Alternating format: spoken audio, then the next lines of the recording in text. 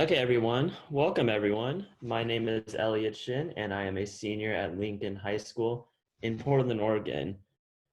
We are so excited that all of you can make it to today's presentation. I see from the guest list that around 50 people have joined so far, which is great, and many of you are joining us from outside of Oregon. Welcome to everyone, and a special welcome to those of you outside the Pacific Northwest. We are especially excited to welcome Ambassador Kathleen Stevens. Hi everyone, my name is Kate Bingham and I'm a sophomore at Lincoln High School in Portland, Oregon. So I'm just going to tell you a little bit about the logistics of today's webinar. So we're going to try to keep it pretty close to an hour. So we're going to start off with, I'm going to ask Ambassador Stevens some questions for about half an hour, and then for the remainder of the time, Elliot will ask any audience questions. So you can submit questions that you have throughout the webinar through the Q&A function, which is at the bottom of your screen. And you can, if you're looking through the questions on the Q&A and you see one that you like, that you want to get answered, you should be able to upvote it so we can see that you want it to get answered. And we have some adults here as well as some younger people, but this webinar was intended for younger people. So if the adults could hold off on asking questions, at least for the beginning, that would be great. Just a quick side note, during this webinar, you should be able to see and hear our panelists, but we are not going to be able to see or hear you. And then finally, Elliot and I would just like to give a huge thank you to Greg Caldwell, North Oregon's honorary consul to South Korea, for making this webinar even possible. This is a really great opportunity for all of us to learn about careers in the Foreign Service and Ambassador Stevens' experience in South Korea. Now we would like to introduce Miss Ambassador Kathleen Stevens. Ambassador Stevens served as the U.S. Ambassador to South Korea from 2008 to 2011, and she is currently the President and CEO of the Korean Economic Institute of America. Ambassador Stevens is very well known and respected for her efforts in trying to strengthen the bonds between the U.S. and South Korea. We wanted to conduct this webinar because we are very interested in languages and their importance in careers in foreign services. While Ambassador Stevens will be talking about the importance of languages in general, she is particularly adept in Korean, so feel free to ask any Korea-specific questions you may have. Ambassador Stevens is fluent in English, Korean, and Serbo-Croatian, and she speaks some Cantonese and Mandarin. And with that, please turn your attention over to Ms. Stevens. All right, so my first question, just to start off, so we've got a lot of high school students and a lot of high school students here today. When you were in high school, were you studying a foreign language, and were you already interested in international relations? Well, first of all, the short answer to those questions is no and yes. But I want to say before I get into that it really is a pleasure to meet Kate and Elliot, and I also want to thank Greg Caldwell for all he does in Portland and the Pacific Northwest. I'm in Montana, so I'm almost in the Pacific Northwest. I'm in Mountain Time, and it's great to join you all today. Yeah, I was in high school obviously a long time ago. I grew up mostly in Arizona, so I'm definitely a Westerner. And I was born, this is a border town.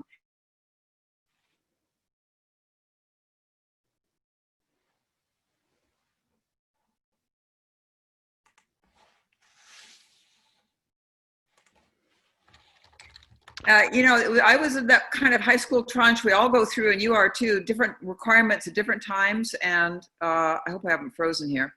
And when I went to high school, foreign languages were just not being emphasized. So it wasn't until I got to college, we can talk a little bit about that I actually did get interested in studying a language. But it came out of, I think, experiences I had in high school. Especially Mexico was our closest neighbor. It's the only foreign country I visited before I went to Asia. I went to Asia before I went to New York. But it was that kind of cross-cultural experience I experienced both in West Texas and Arizona that kind of made me begin to think about the wider world. As well as, I was just interested in, I was the Vietnam War era. I was interested in politics. This gets into why I was interested in Asia too, but everyone in my family, I mean, the men in my family had all served in wars for the last, a century, many of them in Asia. And I was just interested in the wider world. It was just that general. So it's a way of saying, maybe a lot of people out there, you don't have to be from a super international family. Even in the generation I grew up in, we were all touched by the outside world. And it just piqued my curiosity. And I had teachers who helped to develop that curiosity. So I know you touched on this a little bit, but you graduated college with a degree in East Asian Studies, which is pretty specific. And so again, I know you talked about this a little bit, but like, how exactly did you become super interested in East Asia in particular? Yeah, I mean, a couple of things. One is I kind of touched on it that I started college as the Vietnam War was very much, one of the key issues for my generation. And I grew up in a very conservative community where there was a lot of division about our policy, whether we should be in Vietnam. And I was also becoming politically aware just as Nixon was going to China. And I remember it kind of occurred to me, here in the United States, for all these years, we didn't even have diplomatic relations with China. We had no relations with China, right? So that got me interested. And then, this is the thing, in college, I had a great professor, I'm sure many of you, maybe you already feel this way from high school or college. One of the best classes I took was a survey on East Asia, and it grabbed me. So my entree into East Asia was just kind of an interest in this culture, history, and yes, language, Chinese in that case, and on top of that, a sense of what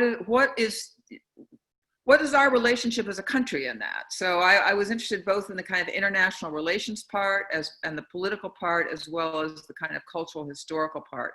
And I mention that because I think there are many, many, avenues to getting involved in international relations or diplomacy. And so mine was kind of a combination, but yes, it was a professor I had. And that professor then said, this is at a time when study abroad was not as common as I was going to say it is now, as I hope it will become again. But he put me in touch with the University of Hong Kong. And as a junior, I decided I was going to spend my junior year abroad. And I got on a plane to go to Hong Kong. This is the first passport I ever had. It's the first time I tell people, and I'll tell you now, that the first place I went east to essentially the Rocky Mountains was Hong Kong. I'd never really traveled in the eastern part of the US or Europe, but I got on a plane and I went to Hong Kong. And I spent a year and a half there. And that's when I studied a little bit of Chinese before I went, but I lived in a dormitory with Hong Kong students. And of course, now I'm watching Hong Kong very closely. We can get to that too. But that was my first kind of immersion experience. And I did realize that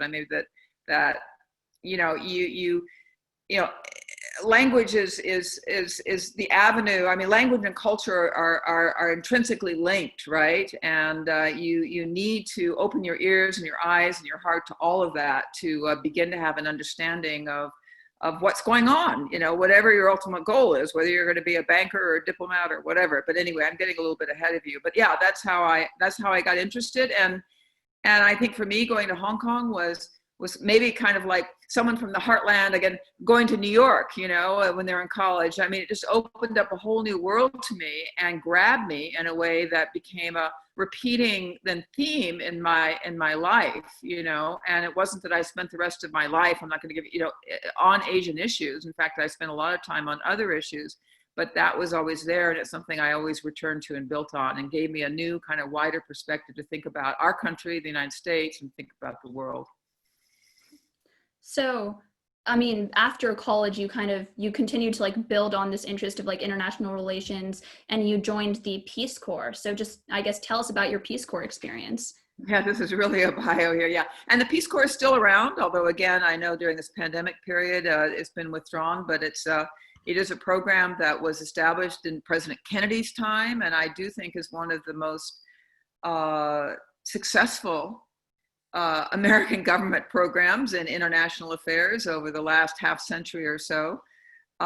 Certainly in terms of giving a lot of Americans an exposure they otherwise would not have to really, really an immersion into other cultures and other issues and other problems, and building on that as we come back to the United States. But yeah, I kind of got the international, I guess I shouldn't say the international bug anymore, but I really, after Hong Kong, I was eager to do more, as I think many, many people I talked to, students now just a little older than you who say that sometimes that first exposure describes you and you want to do something else. So yeah, I wanted to learn more.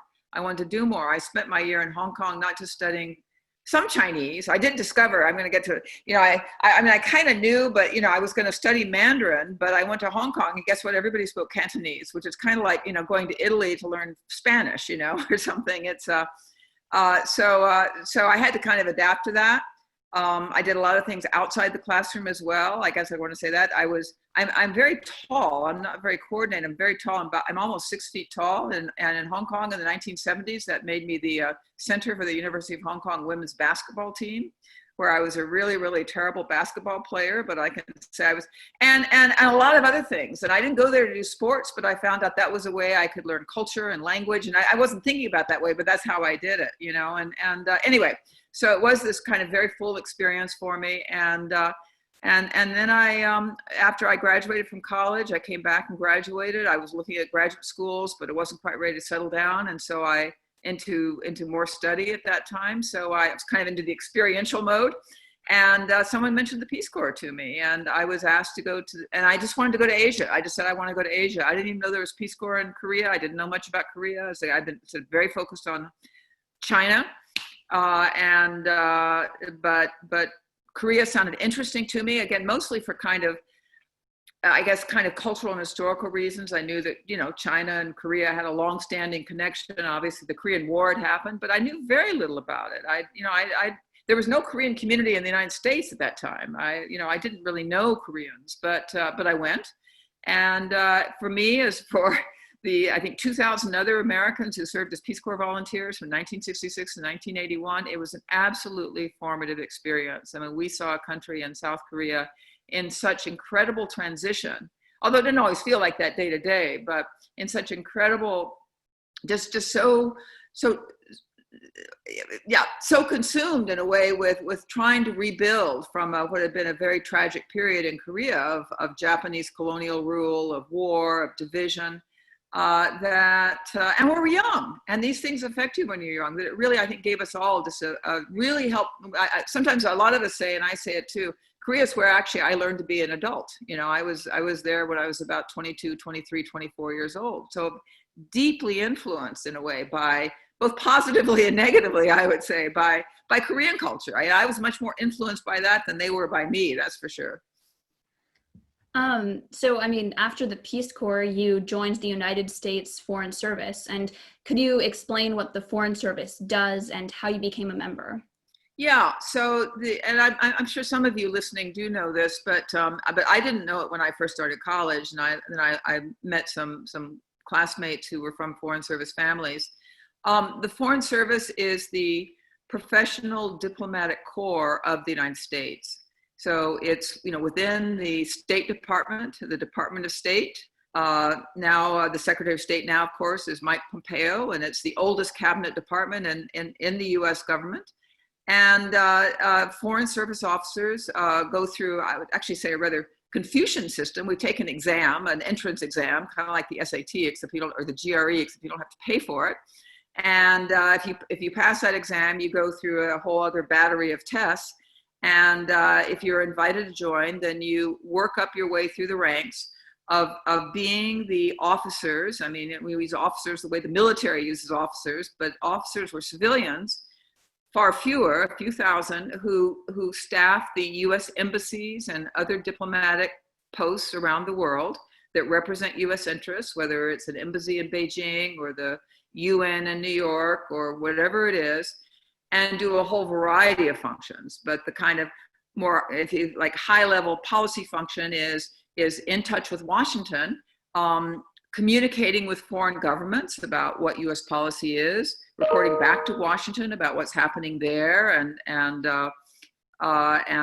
what the views are there, but also doing a whole variety of other things like promoting U.S. business interests abroad, protecting American citizens if they lose their passport or get in jail. So a whole variety, which all comes under this thing of diplomacy and consular work abroad. So I'm happy to talk a lot more about that, but basically it is a career service. And I joined as what was then called a junior officer. Now I think we say entry-level officer. You know, nobody's junior anymore, but an entry-level officer. And you start off doing oftentimes work, again, helping Americans or deciding on visa issues or reporting on political or economic developments.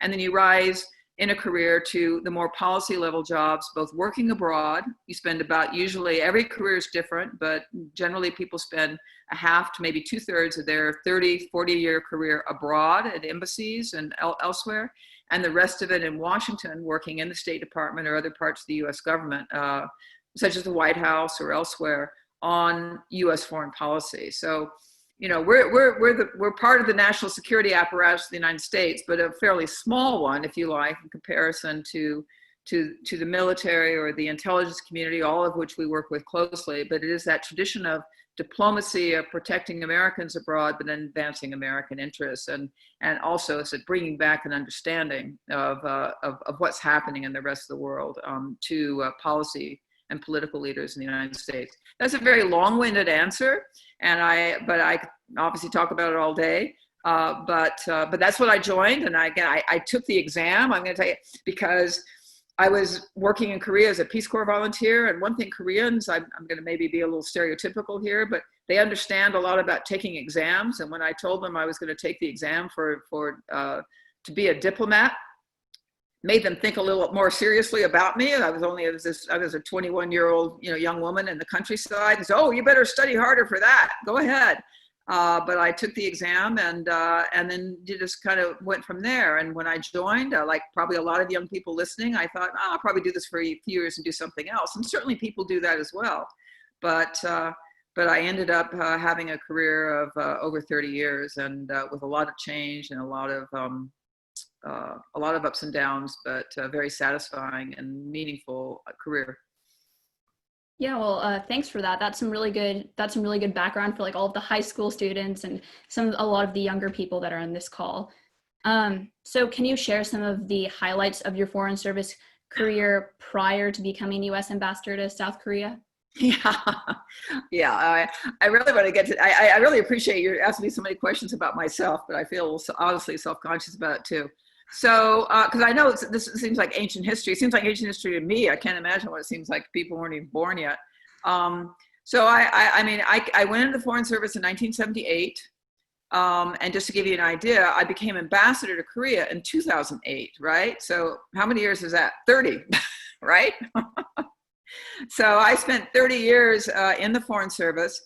And and one thing I do want to say, because I often get a question and maybe say, what's it like to be an ambassador? And, I want to be an ambassador. That's great, but I mean, some of my most meaningful and memorable times in the Foreign Service were long before I became an ambassador. But also all of those experiences really helped me to, if you like, appreciate and kind of revel in the kind of opportunity I had, especially in Korea, once I became ambassador. So let me say something about the Korean thread, if you like, because this gets the language and so on. So as I mentioned, I spent 2 years in Korea, came back, and by that time I took the Foreign Service exam, and certainly kind of fancied myself a bit of an Asia expert. I took a test in Korean. It was pretty good.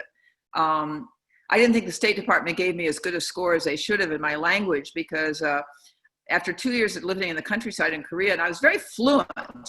Fluent means I could order a meal, I could go anywhere, I could travel anywhere, I could have a conversation with people about anything. But then they started asking me these questions about,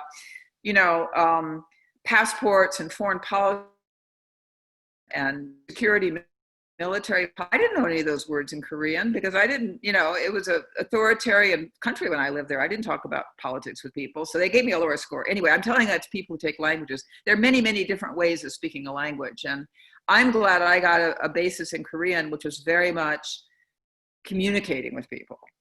It wasn't using a lot of, $20 words or $100 words or something. But that came later. So anyway, so I came in with some Korean. I was also very interested in going to China. I joined in 1978. As I said, it happened that it was in 1979 that Jimmy Carter, the then president, was the president who did reach normalization with China, which meant that we had full diplomatic relations with China, and that we set up an actual embassy rather than just an office in Beijing, and we started opening up branch offices. So when I went in, it's gonna be a long story, I'm gonna skip over a lot, but when I went in, I said, I wanna go to China, I wanna go to Asia, I've got all this background. And the State Department said to me, we have the perfect place for you. It's a place called Port of Spain. You know where Port of Spain is? I didn't want to ask, well, this is do you have to speak Spanish? Because actually it's in Trinidad, it's in the Caribbean. So anyway, I ended up going to the Caribbean for 18 months, which doesn't sound like a bad deal, right? And I could talk more about that, but it's a way to say, a career in the Foreign Service, like almost any career, takes a lot of twists and turns. And I was bitterly disappointed. I felt I wasn't my expertise was not being seriously taken into account. What was I going to do? I learned so much in Trinidad, and I value that so much. But in any event, after that, yes, I did go to China. I went to China for 2 years. I was there just as we were opening our consulate in Guangzhou, which is now a very large consulate in that southern city.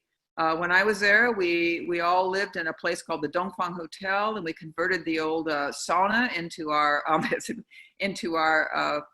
offices, and we were 4 or 5 people, and it really was a kind of a pioneering thing. So I've seen China's change over the decades.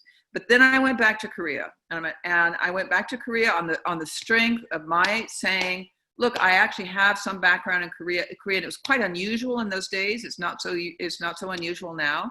There were, said again, very few Korean Americans in the United States, none as far as I knew, in the U.S. Foreign Service.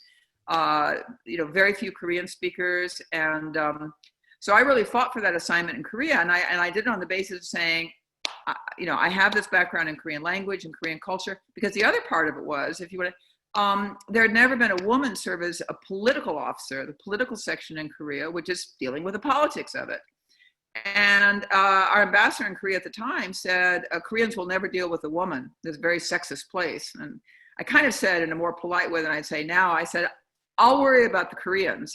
Right now I have to get past the fact that you think that a woman can't be a political officer in Korea. And again, it was the fact that I had some language and cultural capability, and the fact that even back then in the 80s, things were beginning to change a little bit in the Foreign Service, that I was able to be the first political officer in Korea. And I ended up, because of the language, because very few people had it, because I could, and I studied it then for a full year in Korea before I went to the political section. And this was a time of huge political change in Korea. This is the period of democratization. And I ended up being there for 6 years. Because once you speak that language, where else are you going to go, right? So, but plus stuff was happening. And it culminated, of course, with direct election of the president in 1987, kind of against all the odds, the hosting of the Seoul Olympics. It was an extraordinary time. So I guess one of your questions, that 6 years in Korea for me is unforgettable. And one reason I feel so deeply tied to Korea. But I left in 1989. There's a time of Tiananmen, the fall of the Berlin Wall. The whole world was changing. I was in the Foreign Service, and I ended up going to Yugoslavia after studying Serbo-Croatian, because I had a sense that I wanted to spend some time in Europe. I didn't know there was going to be a war, and I ended up then, that began the European chapter of my Foreign Service career, which lasted about 15 years. Serving in Yugoslavia, US-UK relations, NATO relations, the post-Cold War order. I know this is all ancient history to all of you now, but that was my career. So I just to kind of back up, I joined the Foreign Service when I thought the Cold War was the defining sort of thing in the world. Then about 10 years into my career, that ended. And we were in this post-Cold War period. And then we had 9/11, which again was considered to be this great watershed, in many ways was, in terms of U.S. policy, U.S. values, U.S. Connection with the world. And now I'm out, but we have the pandemic. We could point to some other things, but I guess one big thing to back away from giving you this long chronology is we're not very good at predicting what's going to come next. And I guess I don't have to tell anybody that who's now living through what we're living through, right? So, in a way, all these past lessons, what do they really mean? I guess it's to say that you really do have to be prepared for major changes that are going to shift. But at the same time, there is a continuity, I think, in terms of American values, and also in terms of the need for effective relationships, and it doesn't always mean being friends, but effective relationships and communication, understanding with the world. Because if anything, over the last several decades, the problems we face have become more interconnected, not less, right? So sorry to kind of, but yeah, so I did Europe for a long time. I worked at the National Security Council. I spent 3 years as the US Consul General in Northern Ireland, which was an amazing experience because it was at a time when we were negotiating, well, sounds very presumptuous as American. The US played a role in helping to kind of broker the ceasefires between kind of warring groups there, if you like, and then the peace process, which culminated in 1998 in the Good Friday Agreement. So, I took deep dives into issues that frankly also I knew nothing about. This is kind of like maybe saying I'm going to take a course in quantum mechanics, and I've never done anything on quantum mechanics before. I'm going to go to Northern Ireland. One thing about the Foreign Service is if you like being a continual student and you don't and having always a very steep learning curve, it's a great place to do it because you can constantly throw yourself into new situations. So yes, Yugoslavia and the Balkan Wars, Northern Ireland. And then I did a number of policy jobs in Washington. I mentioned as you kind of move up, you move a little bit more into the policy realm, obviously, and I got back to doing sort of broader post Cold War issues in Europe as well as in Asia, and then I had just I would never have dreamed I would have had the chance, but I had the chance to be considered for ambassador elsewhere. I never really wanted to be ambassador somewhere where I didn't speak the language because I think it is so important. I mean, many people do it and they're very, very effective, but Korea is the only place I ever really wanted to be ambassador. And I honestly never thought I would have a chance of being it. I mean, in part because I was a woman and in part because I'd spent such a long time in Europe, but I was fortunate enough to be nominated and to be confirmed and to go back after in 2008, I have to say I had not been in Korea when I went as ambassador. I visited in an official capacity, but I had not lived in Korea since 1989. And so almost 20 years. My Korean was very rusty, but I also knew if I got off the plane and I spoke in Korean, that would have a really big impact on people, just because it hadn't been done before. There'd never been an ambassador who spoke Korean. So I thought I'm going to put away my sense of embarrassment or people going to criticize me because my Korean's not perfect. And I am going to really brush up my Korean. And I ran into, as not unusual, a few slowdowns, shall we say, in getting my confirmation. So I used that time to work on my press conference in Korean. Well, so I think we need to have enough time for audience questions at the end. So I'm going to try to start asking the few final questions here. Okay, sorry, I'll be much more brief. Yeah. So you mentioned that we all know that you were the U.S. ambassador to South Korea. And I guess what does an ambassador do on a daily basis? Yeah. I mean, first of all, I guess I have to say, it really depends on where you're ambassador to, right? Every place is different. It depends on what the issues are that face you and so on. I mean, so in Korea, it is a very big relationship. And, as ambassador, you're the chief of mission, you're the president's representative. So, and of course, in Korea, we have a large military presence as well. We have an important security alliance. So you have to kind of look after all of that. But what does that mean you do on a daily basis? I mean, you certainly stay in touch on all these issues. I mean, if you're sitting in Seoul as ambassador, you are in touch virtually daily, or your staff is, with the U.S. military presence there, trying to, know what's going on, facing those issues. You're in touch with the Korean government, both personally and your staff, and again, both conveying kind of what Washington's priorities are. You may have some instructions from Washington saying, we're working on strengthening sanctions on Iran, or providing humanitarian assistance in South Sudan, and we want help from our allies. We want a role. So, that's kind of the normal diplomatic business, is back and forth with the two governments talking to each other through the embassies. about key issues in which we want to either work together or where we have a problem with what the other one is doing. So there's the communication with the government.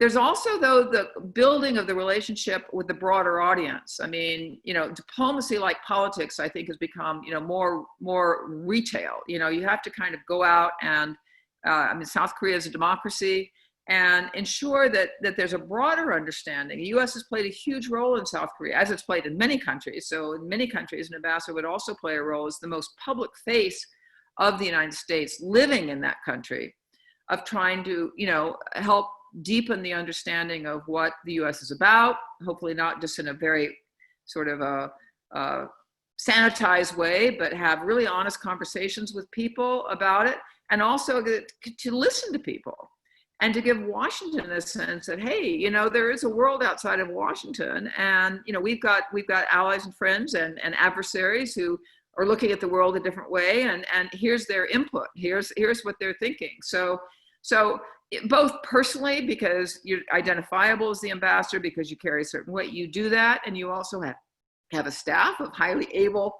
officers that you're trying to help with their language and their immersion in the situation, to make sure that there's a kind of two-way communication going on.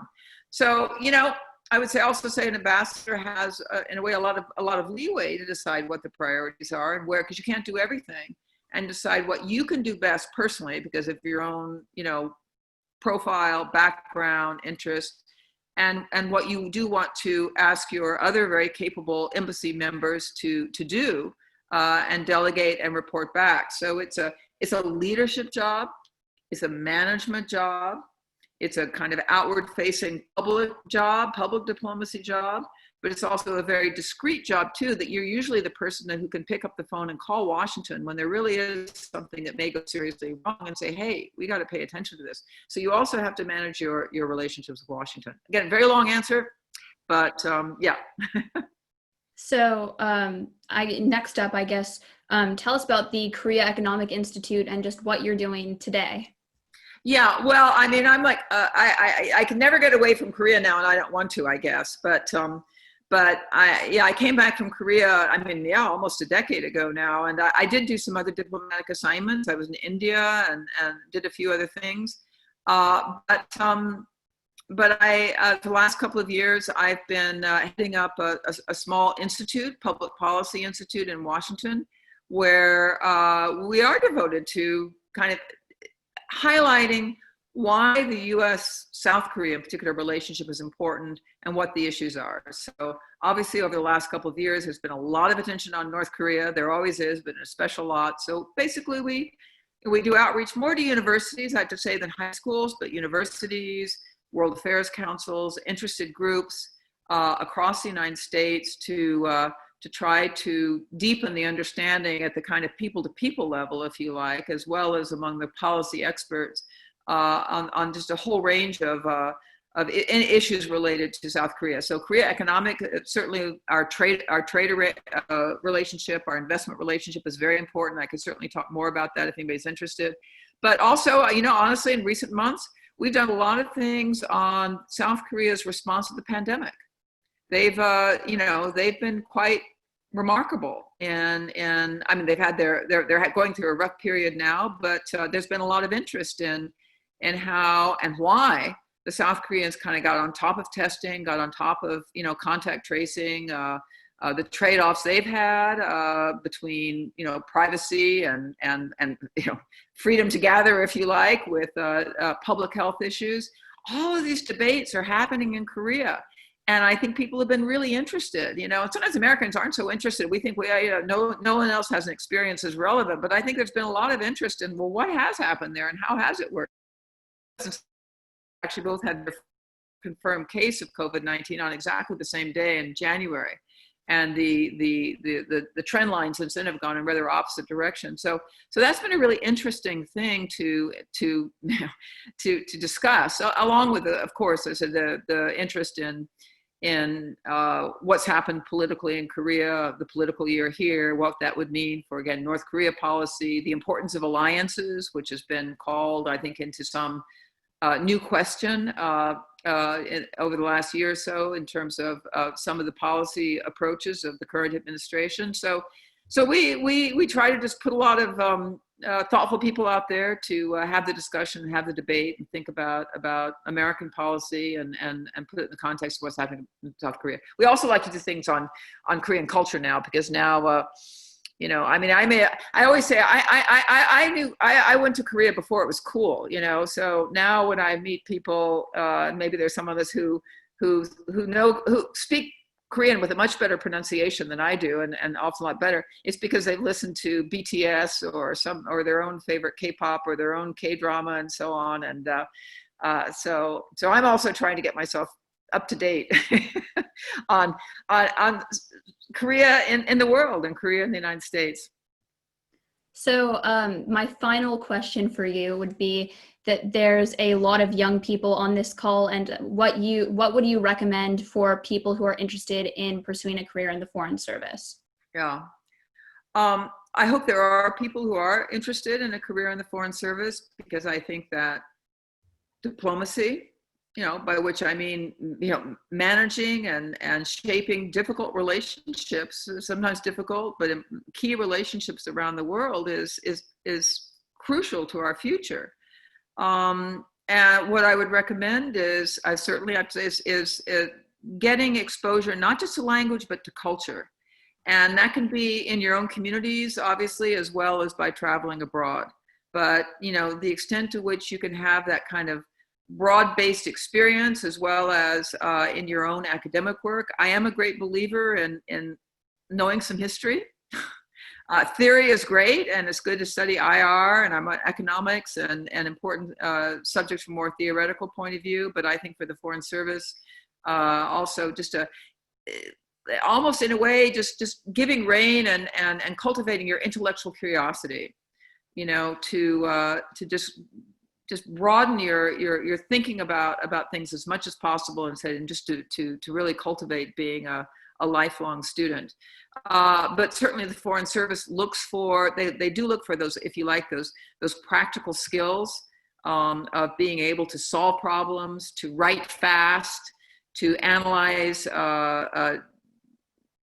quickly, but deeply, you know, to really develop some of those, I would say, drafting, speaking. I may not be a good example of speaking skills because I'm retired and you've asked me just to talk about my life, but writing, speaking, analytical skills, but also getting things done, just the ability to be operationally effective, very important. And obviously to get along with people, especially people who may have a very, very different outlook and background than you do, and to try to understand and empathize with that, which is different than agreeing with it. Well, thank you so much. This is all super interesting. So I'm going to turn it over to Elliot now, and we'll get to some of the audience questions. Great. Thank you, Kate. I see that several attendees have actually already submitted questions for Ms. Stevens. If anyone else has any other extra questions, feel free to submit those via the chat feature on your screen. So with that, let's begin with our first question from Ms. Lee, who wants to know if there were any unexpected challenges you faced in Korea in terms of culture, people, and maybe even food. Yeah. Yes, of course. I mean, I would go back. I mean, if I went back to Peace Corps, that I would, you know, the Peace Corps is, and I hope some of you think about joining the Peace Corps, was culturally in many ways very challenging, because there I was a young American, and again, it's very hierarchical, young female American working in a Korean organization. So in other words, you know, they weren't American rules. Here, the American embassy, it's sort of like, okay, we're going to kind of do it our way. I mean, I don't want to, but you're working with a more familiar structure. No, I found it very challenging. I was the only foreigner in the town. So what did I find challenging? I mean, of course, there were very strict gender roles, and that bothered me, and I had to think about how to deal with that. For example, I had to. I mean, at that time in Korea, you had to wash your clothes basically in the stream, and men were not expected to do that, but women were. You know, women did not go out to have a drink anywhere, but men didn't go out. Period. So there were a lot of things I had to, but that's a long time ago. I mean, as ambassador, I was obviously, I had a high status position. And again, I think my Korean language helped, and I was older. And this is one place where age also helps in Korea. Some of you may know if you spent time in Korea. So, and I think the fact that I had sort of seen the culture from the inside a little bit kind of helped me. But yeah, I mean, one thing I find still a little challenging in Korea is uh, because there still is a strong sense of kind of hierarchy. For example, if you sit down in a room with another senior, if I'm a senior person, I'm sit down with another senior person, right? I mean, in rank, a high-ranking government minister, whoever it is, and then there are 5 or 6 other people around. Nobody else will talk, I mean, I can turn to them, but they're kind of afraid to say anything in front of their boss. I mean, that's not unknown in the United States, but it's really, really still very strict in Korea. It's very hard to, and it's also, I think Korea is still a place where it's changed quite a bit, where people are very kind of, they're sort of in groups, right? You have a group of who you went to school with, or that's a very important one, or who you joined the foreign service with, or whatever it is. And it's very hard for an outsider to get into that. So that's actually one, and now you didn't ask this part of the question, but one thing I found, and this goes back, I guess, to my Hong Kong days, I found that ways I could kind of break the barrier, some of those barriers among Koreans themselves is an activity. So one of my activities was playing tennis. Another one was bicycling. It's kind of a leveler. So I would find ways to do that. But no, I think, and the other thing is, I mean, in Korea, I lived there in the 70s when it was a very authoritarian country. Corporal punishment in the schools was quite severe. I had to think about how I dealt with that. You could, as a powerless, person in the teacher's room, in Korea as ambassador and living in a democratic Korea, certainly there were times when, we saw things differently, but and I think, again, having a little bit of a cultural and historical context actually helped me to think about how I'd approach it. And so yes, I had, and the food, no, I love Korean food. I have kimchi in my refrigerator now, but it was in the early days as an adaptation. But no, I think I also, as ambassador, one of the things I bought for the official residence is a kimchi refrigerator, which I understand is now a fixture there. So no, I always think 2 things: learn the language, eat the food. And the second one was always a lot easier for me than the first one. Okay, our second question comes from Miss Brody, who wants to hear a little bit about how you saw Korea in transition. What was it like the first time you went versus what it's like today? Oh yeah, no, it really, honestly, it's hard to put into words. But the Korea I experienced in the 1970s was urbanizing, industrializing, still highly rural. Still a place where, I mean, to the extent that per capita income or things like that matter, I mean, it was considered to be poorer than, most of sub-Saharan Africa, Southeast Asia. It's totally different level. And it was a very hierarchical, rather stiff and gray place in many ways, although the Koreans always had this vitality and life to them. That's what I mean. And so that was always a consistent thing. In the 80s, when I was back as a political officer, it was a time of great political turmoil.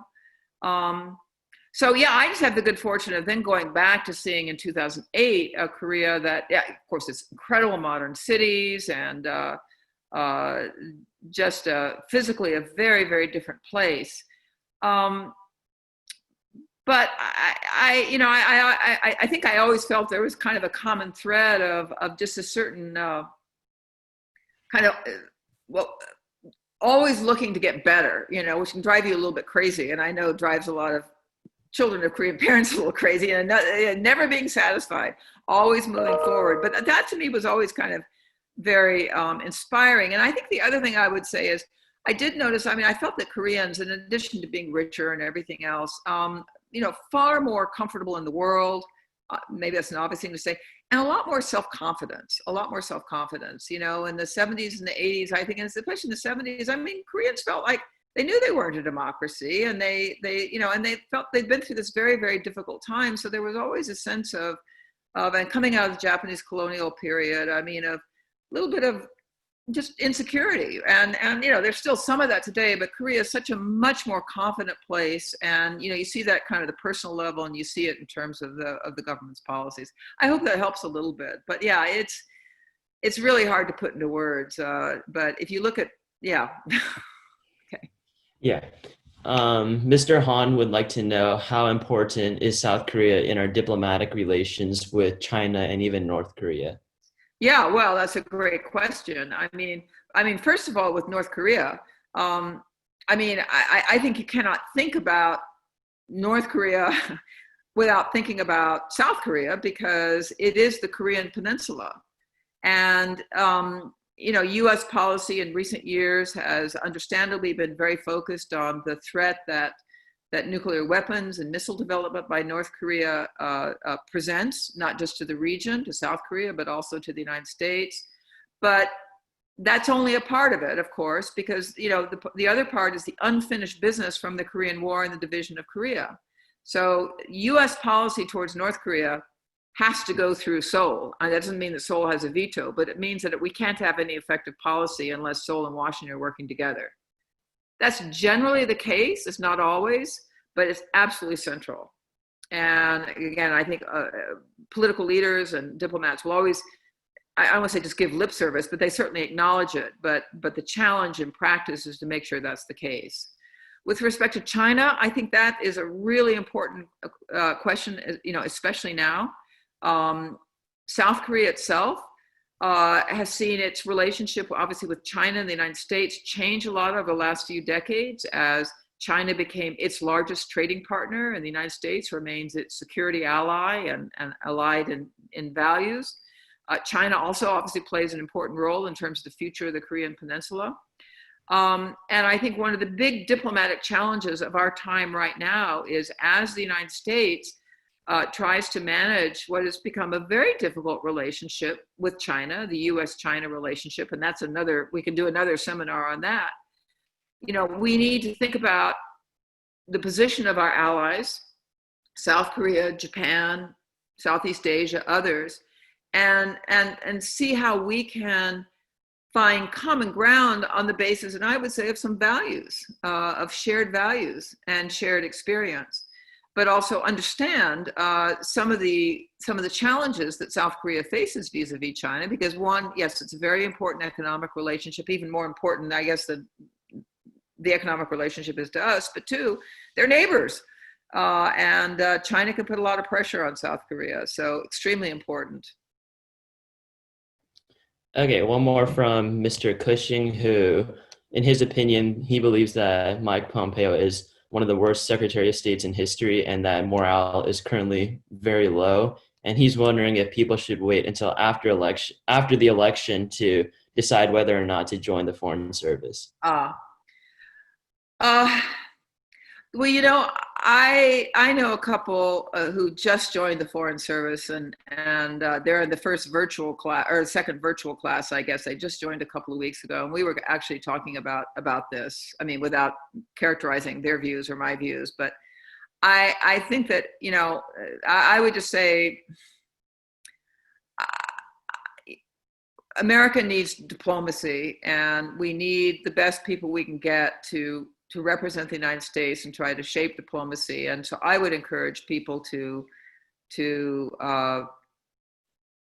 join. I do think that even aside from one's view on the current administration and where it goes, I think this is, to say perhaps the obvious, a very challenging time for the United States and the world. I mean, there is a perception, whether it's of relative American decline, uncertainty about the way forward, uncertainty about where the U.S. is headed. But I think it's to step up, not to step back.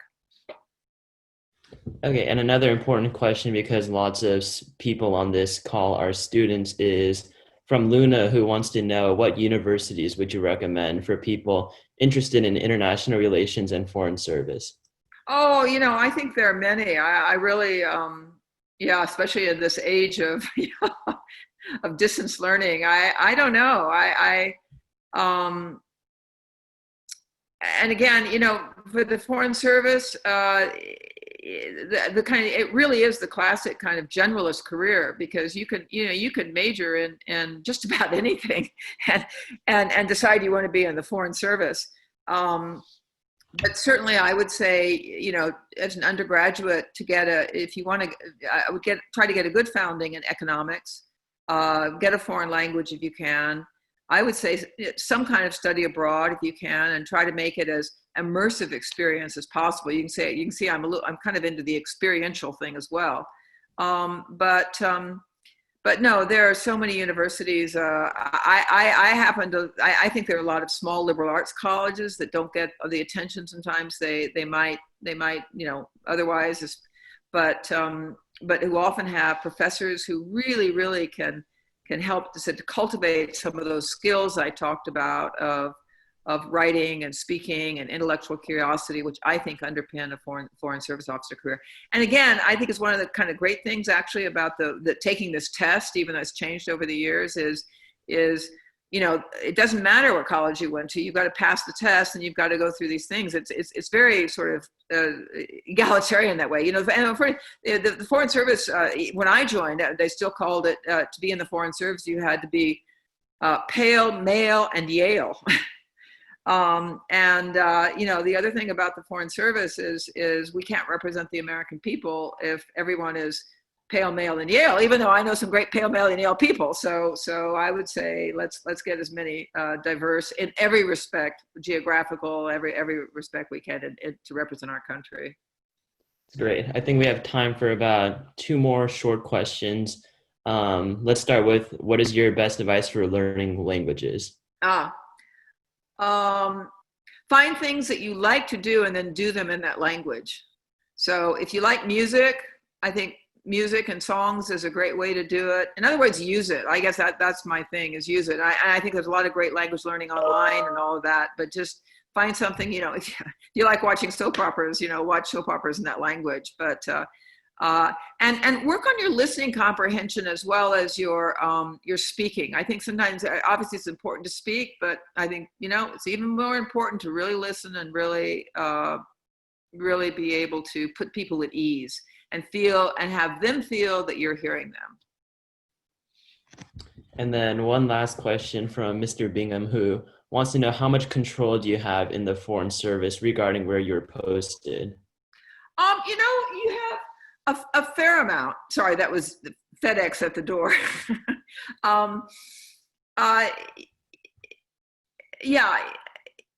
You have a fair amount. Sometimes turning down an assignment may have career implications for you, but so you always have to so maybe I would just answer that by saying, the other thing I didn't emphasize is in the Foreign Service, your career and your life, are intertwined in a way that's probably, more dramatic than in most careers, because you have to move every few years. That's the expectation. And, if, like most people along the way, you acquire a partner or kids or dogs or cats or whatever, they're moving with you. So, you may really push for an assignment. I know, because your kids are going to high school. And you don't want them to go to boarding school, or you want to go to a post where there's a high school. A lot of places we go don't have high schools.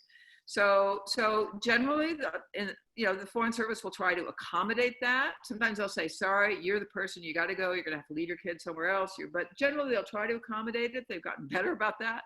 But it means you may not get the next job or promotion. That'll be the sort of the thing you'll worry about, right? So yes, you have a lot of choice, but like anything in life, there's probably trade-offs that you also have to balance in terms of what your own priorities are. And